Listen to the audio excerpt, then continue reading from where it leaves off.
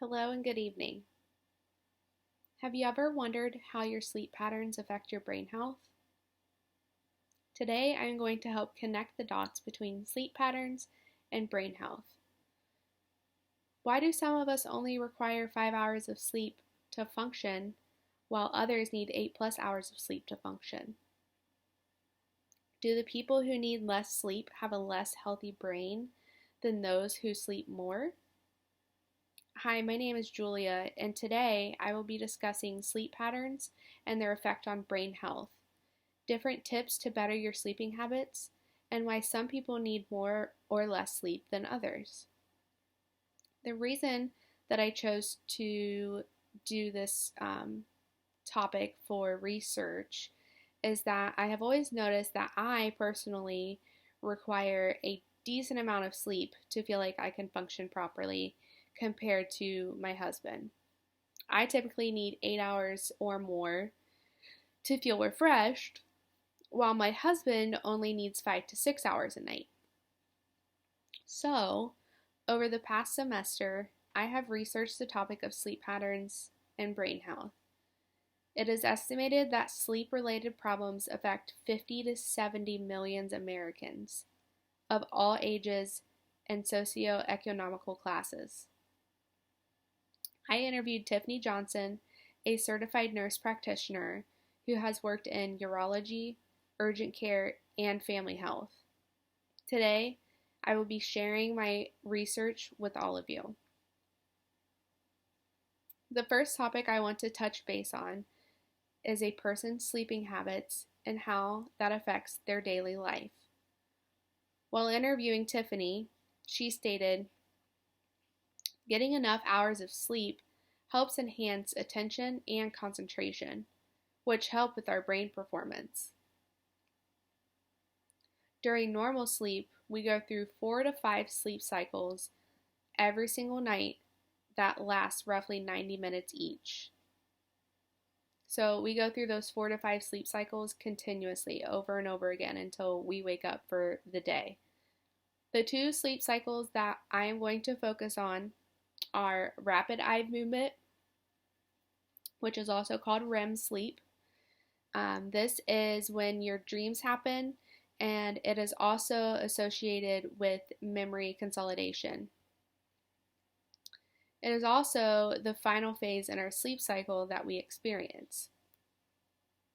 The second stage that I want to talk about is called non-rapid eye movement, or non-REM sleep.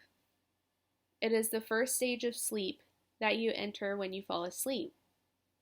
It is important to go through all the phases of sleep multiple times at night. REM sleep is important for memory, and non-REM sleep is important for your body and your brain to rest. I asked Tiffany how she has seen how a lack of sleep affects your patient's brain, and she stated that neurons in your brain become overworked without adequate rest and recuperation, which causes your brain to go into overdrive and lack proper thinking and concentration. Research shows that sleep is one of the basic human needs to be fulfilled, and that we as humans spend approximately 1/3 of our lives asleep. The second topic that I want to talk about is how stress is related to poor sleeping habits in middle adulthood. If sleep disruption and decreased sleep time continue, a person develops a much higher risk of cardiovascular disease and metabolic disorders such as diabetes and obesity. Downey states, chronic stress has been shown to impair cardiac function and can cause high blood pressure, arrhythmia, and vascular inflammation, leading to atherosclerosis and stroke. Tiffany also had some input to this research as well, stating that recent studies have suggested that poor sleep can be linked to Alzheimer's and dementia. Furthermore, this lack of sleep impacts the body's physiological stress response, causing higher cortisol levels. Getting inadequate sleep or poor quality sleep for even a few days is enough to lead to change in the body, such as increased appetite and overeating, increased inflammation, higher blood pressure, and greater levels of insulin and blood sugar. The loss of sleep itself can act as a stressor, increasing the impact of other stressors and their negative consequences on the brain and body. Some good tips and tricks Tiffany advises are having a good mattress, a good pillow, and clean sheets. Your mattress should be changed out every 6 to 8 years and have pillows that support the way you sleep. For example, if you sleep on your side, there are side pillows. If you sleep on your back, they make pillows for that as well. Lastly, who doesn't love sleeping in a set of clean sheets at the end of a hard day? Exposing yourself to as much sunlight as possible throughout the day. It could be as easy as going outside on your lunch break for 10 minutes, if that is the only time that you have. Avoid alcohol and caffeine intake before bedtime. This tip could be obvious to some people, but not to everybody. Caffeine disturbs our circadian rhythm, and alcohol disturbs our REM sleep.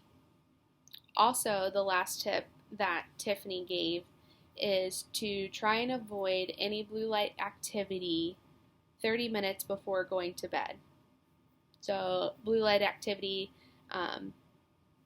the most thing that I can think of is your cell phone. We're all, on our cell phones in bed. That's a no-no. According to our book, working memory loses some of its capacity in late adulthood. This relates to memory consolidation that I mentioned earlier. As we age, we become less likely to enter into the REM stage of sleep. Typically in late adulthood is when we will retire, and most of the time we won't have a schedule to stick to. So this could throw our sleeping habits off, and eventually our circadian rhythm will change as well. In conclusion, I have truly enjoyed researching the relationship between sleep quality and brain performance. I have learned that sleep quality is important in every stage of life we go through, from infancy all the way to late adulthood. Our circadian rhythm will change often throughout our lifetime as well. Stress will cause a change, either a decrease or increase in our sleeping habits. It is so important to have a good mattress and pillows that suit your sleeping needs. I would say they are both something worth investing your money into. I hope that at the end of my presentation, I have helped connect the dots between sleep patterns and brain health. Even if I didn't connect the dots well enough for you, I hope that you will take a step back and look at the quality of sleep you are getting at night and ask yourself if it is sufficient enough for everything that you are doing. Thank you for listening. Enjoy your break from school and have a Merry Christmas.